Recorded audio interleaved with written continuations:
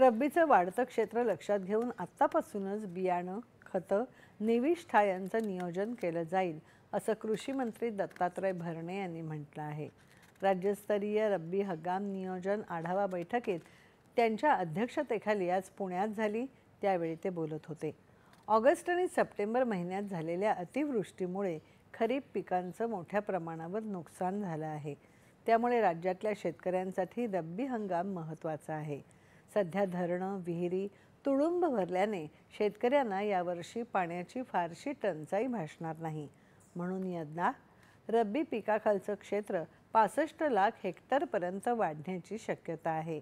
त्या पार्श्वभूमीवर राज्यातल्या रब्बी हंगामाचं नियोजन अधिक सक्षम आणि समन्वित पद्धतीने करून शेतकऱ्यांना थेट लाभ मिळवून देण्यासाठी ठोस उपाययोजना आखण्याच्या सूचना अधिकाऱ्यांना दिल्या आहेत, असं भरणे यांनी सांगितलं. रब्बी हंगामाची पूर्वतयारी मुख्यमंत्री आणि दोन्ही उपमुख्यमंत्र्यांच्या मार्गदर्शनाखाली सुरू असल्याचं ते म्हणाले.